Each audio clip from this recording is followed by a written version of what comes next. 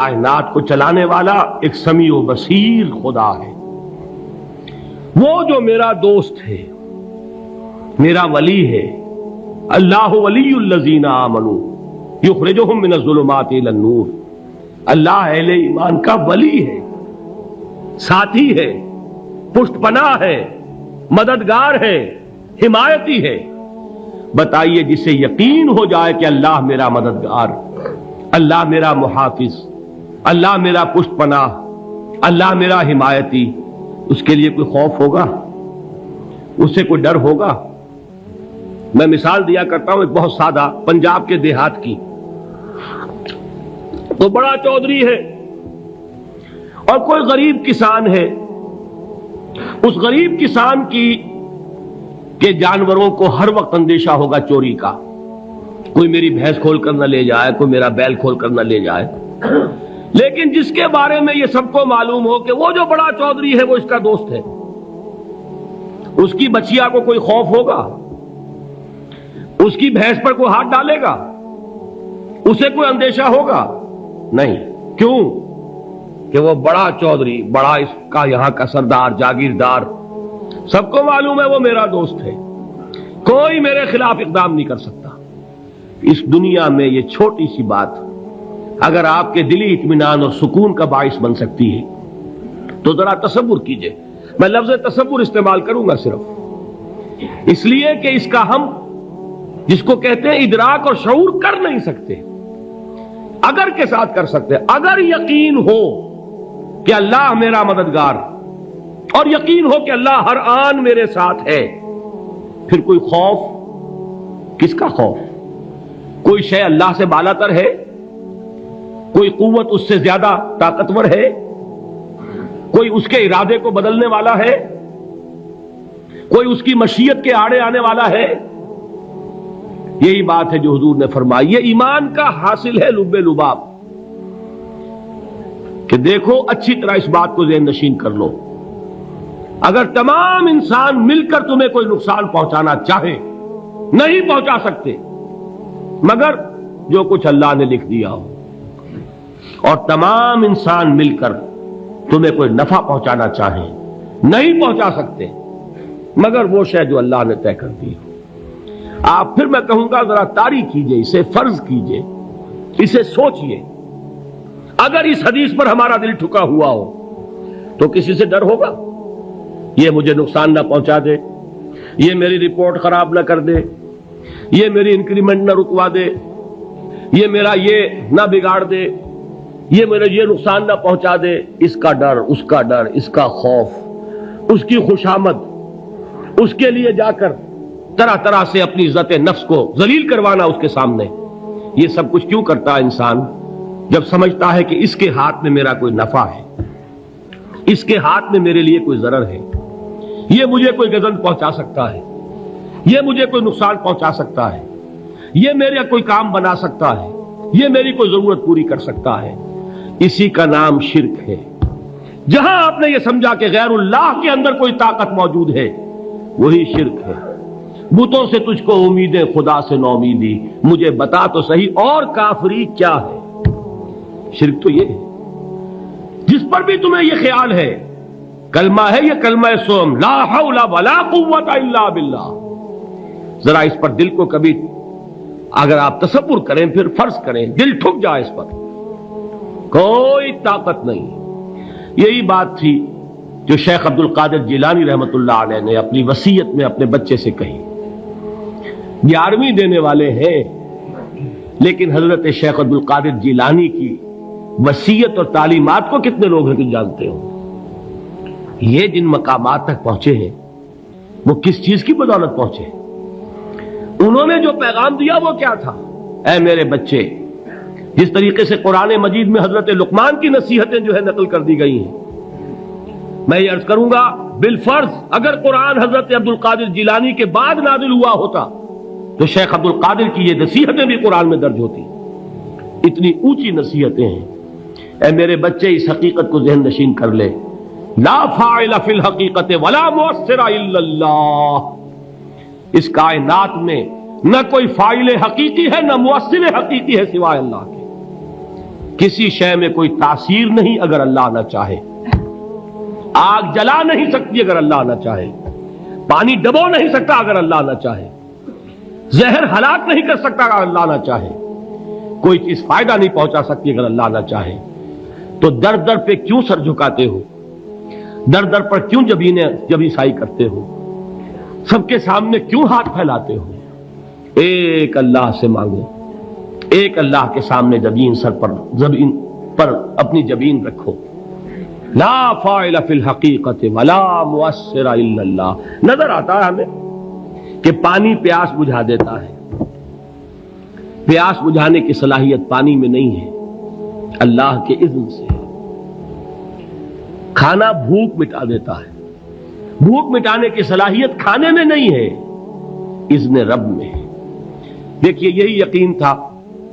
حضرت موسیٰ علیہ السلام کا واقعہ یاد کیجئے. سامنے سمندر آ گیا ہے. قوم دیکھتی ہے پیچھے کہ گرد و غبار کا طوفان ہے. معلوم ہوا کہ فرعون اپنے لشکر سمیت آ گیا ہے. لشکر جب چلتا تھا تیز رفتاری کے ساتھ تو گرد و غبار کا جو طوفان اٹھتا تھا اس کا تصور کیجئے. اور لمحہ بلمحہ وہ قریب آ رہا ہے. پوری قوم نے کیا کہا؟ اے موسیٰ انا لمدرکون، اے موسیٰ ہم کو پکڑے گئے. قرآن مجید نے تو یہاں وہ باتیں نہیں لکھی ہیں، لیکن تورات میں یہ درج ہے کہ بنی اسرائیل جھگڑنے لگے، دست و گریبان ہو گئے موسیٰ کے ساتھ. موسیٰ ہمیں یہاں مروایا لا کر، اس سے تو ہم ہی بہتر تھے. وہاں کھانے کو ملتا تھا، زندگی تو تھی. بیگار ہم کر رہے تھے، موت تو نہیں تھی. اب جو کچھ ہوگا اس کا تصور کرو، جس طریقے سے ہمارے ٹکڑے اڑائے جائیں گے. تو لڑ رہے ہیں حضرت موسیٰ علیہ السلام سے. یہ تورات کی تفصیل ہے.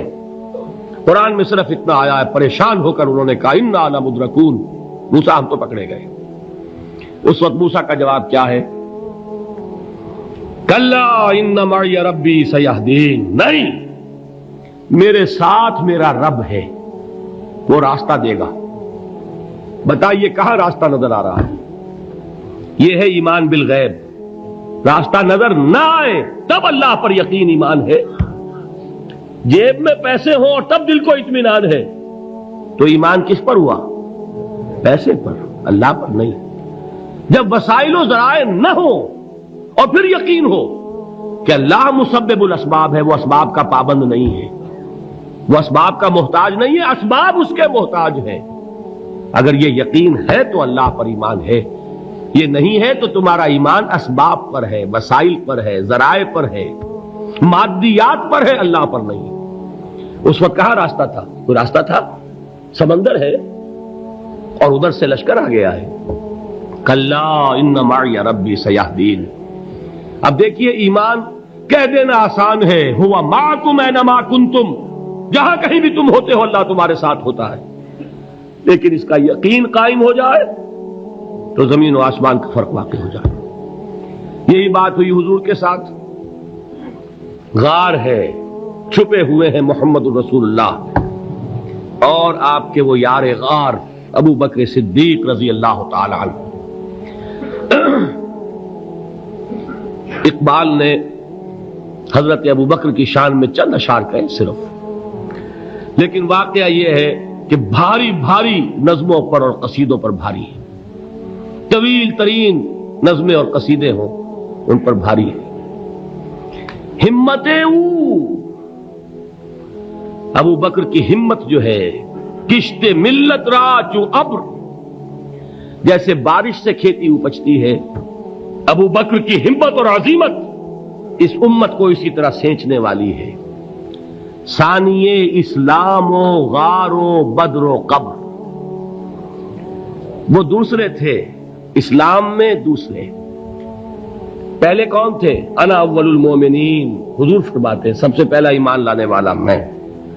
دوسرے ابو بکر. ویسے ہمارے ہاں یہ چلتا ہے اختلاف، حضرت علی پہلے ہیں کہ حضرت ابو بکر پہلے ہیں، لیکن اس میں بڑی خوبصورت تطبیق قائم کی ہے علماء نے اور بہت صحیح ہے. چار کے بارے میں فیصلہ ہی مت کرو کہ کون پہلے ہے. ان کی ایک عجیب تقسیم کر دی ہے. آزاد مردوں میں، بالغ مردوں میں سب سے پہلے ابو بکر، بچوں میں سب سے پہلے علی، خواتین میں سب سے پہلے خدیجہ، اور غلاموں میں سب سے پہلے زید ابن حارثہ۔ بڑی پیاری تقسیم ہے، یہ چاروں ہی پہلے ہیں، ہر ایک کے لیے اولیت ہے۔ اور واقعہ یہ ہے کہ اگر زمانی اعتبار سے تعین ہوگا تو پہلے خدیجۃ الکبریٰ آئیں گی رضی اللہ تعالی عنہ۔ کسی اور سے بات کرنے کی نوبت بعد میں آ سکتی ہے، پہلے تو اہلیہ محترمہ سے بات ہوئی، آتے ہی پہلی وحی ہوئی ہے، ابھی تبلیغ کا حکم نہیں تھا۔ کس کو بتایا واقعہ؟ ابھی اپنی نبوت کی تبلیغ کا تو حکم ہی نہیں آیا، واقعہ کس کا ہے؟ وہ خدیجہ کا ہے۔ جب کہا ہے کہ خشیت علی نفسی، مجھے اپنی جان کا اندیشہ ہے، تو کیا جواب دیا خدیجہ نے رضی اللہ تعالی عنہا؟ وہ صدیقۃ الکبریٰ ہے۔ صدیقات جو ہے خواتین، ان میں چوٹی پر خدیجۃ الکبریٰ ہے رضی اللہ تعالی عنہا، اور صدیق جو مرد ہیں ان میں صدیق اکبر ہے ابو بکر صدیق رضی اللہ تعالی عنہ، لیکن صدیقات میں چوٹی پر۔ جب حضور نے فرمایا خشیت علی نفسی، کیا فرمایا؟ کیا عرض کیا؟ کیسے تسلی دی؟ نہیں نہیں، اللہ آپ کو ضائع نہیں کرے گا، آپ غریبوں کے ہمدرد ہیں، آپ مساکین کے تکالیف رفع کرنے والے ہیں، آپ بیواؤں کی سرپرستی کرتے ہیں، آپ مسافروں کی خدمت کرتے ہیں، اللہ آپ کو ضائع نہیں کرے گا۔ یہ یقین ہے اس خاتون کے اندر۔ خیر وہ ایک علیحدہ بات ہو جائے گی۔ میرے دل پر حضرت خدیجہ رضی اللہ تعالی عنہ کی شخصیت کا بڑا گہرا نقش ہے، جو وہ کوئی اور ہی وقت اور موقع ہوا تو بیان ہوگا۔ بہرحال اقبال نے ایک مصرے میں جو 4 اولیتیں جمع کر دی ہیں، ہمت او کشت امت را چو ابر، ثانی اسلام و غار و بدر و قبر۔ اسلام میں حضور کے بعد پہلے کون؟ ابو بکر۔ غار میں حضور کے ساتھ کون؟ ابو بکر۔ بدر کی رات اللہ کا رسول سر بسجود، وہ جھاڑ، وہ گھاس پھوس کی جو جھوپڑی بنائی گئی تھی، اور وہاں تلوار ننگی لے کر پہرا دینے والا کون؟ ابو بکر۔ اور اس حجرہ عائشہ میں محمد کے بعد سب سے پہلے دفن ہونے والا کون؟ ابو بکر رضی اللہ تعالی عنہ وصلی اللہ علیہ وسلم۔ وہ جو معاملہ میں سنا رہا تھا غار ثور کا، حضرت ابو بکر بھی حضور کے خیال سے لرز گئے ہیں۔ آپ کو یاد ہوگا کہ جا کر پہلے تمام جتنے سوراخ تھے انہیں بند کیا ہے، ایک سوراخ رہ گیا تھا جس کو بند کرنے کے لیے کوئی کپڑا نہیں تھا، وہاں اپنی ایڑی رکھی ہے، تب کہا ہے حضور سے تشریف لائیے، اور اپنے زانو پر حضور کو لٹایا ہے، اور وہاں کسی موذی جانور نے کاٹا ہے، حضور کی آنکھ لگ گئی تھی اس وقت، اس بل کے اندر جو بھی بچھو ہے کیا ہے واللہ عالم، اس نے کاٹا ہے، اس کی تکلیف کی وجہ سے ابو بکر کی آنکھوں سے آنسو ٹپک گئے، حضور کے چہرے مبارک پر پڑے ہیں، تو حضور جاگے ہیں، معاملہ کیا ہے؟ ایڑی نہیں ہٹائی وہاں سے، مبادا وہ جانور وہاں سے نکل کر محمد الرسول اللہ کو کوئی گزن پہنچا دے، ابو بکر کی ایڑی ہے، جس طرح چاہے کھا لے، ختم کر دے، جان نکل جائے تب کوئی آنچ آئے محمد پر تو آئے، لیکن جیتے جی نہیں۔ وہ ہے ابو بکر حضور کے خیال سے۔ اس وقت حضور نے پھر اپنا لعاب دہن لگایا ہے، اور اس سے پھر آپ کی تکلیف ختم ہوئی۔ جیسے خیبر میں حضرت علی کی آنکھ دکھ رہی تھی، اس کو جو شفا حاصل ہوئی ہے وہ بھی حضور کے لعاب دہن سے ہوئی۔ تو بہرحال اس وقت انہوں نے کہا ہے کہ اے نبی یا رسول اللہ، اگر اس وقت ان میں سے کسی نے غیر ارادی طور پر بھی اپنے قدموں کی طرف جھانک لیا تو پکڑے جائیں گے۔ کیا جواب تھا اللہ کے رسول کا؟ لا تحزن ان اللہ معنا، اللہ ہمارے ساتھ ہے، کیوں گھبراتے ہو ابو بکر؟ یہ ہے ایمان باللہ، میرا مالک اللہ، میرا رازق اللہ، میرا محافظ اللہ، میرا مددگار اللہ، میرا پشت پناہ اللہ، میرا دوست اللہ۔ یہ دوستی ہے اللہ کی جو لب لباب ہے، حاصل ہے ایمان کا، اسی کا نام ولایت ہے۔ اولیاء اللہ کے سروں پر سینگ نہیں ہوتے، جس کے دل میں ایمان راسخ ہو چکا ہو وہی اللہ کا ولی ہے، جسے اللہ پر یقین ہو چکا ہے وہی اللہ کا ولی ہے، جسے یقین ہے اللہ میرے ساتھ ہے، میرا مددگار، میرا پشت پناہ، میرا ساتھی، میرا دوست، میرا محبوب، میرا محب، اللہ اہل ایمان سے محبت کرتا ہے. واللہ یحب الصادقین، ان اللہ یحب الذین یقاتلون فی سبیلہ صفا کانہم بنیان مرصوص. اللہ محبت کرنے والا، اہل ایمان محبوب، اور اہل ایمان محبت کرنے والے اللہ محبوب. والذین آمنوا اشد حبا للہ. آپ تصور کیجئے جسے یہ رشتہ ایمان یا رشتہ ولایت حاصل ہو جائے، الا ان اولیاء اللہ لا خوف علیہم ولا هم یحزنون. آگاہ ہو جاؤ، اللہ کے دوستوں کے لیے نہ کوئی خوف ہے نہ کوئی حزن ہے.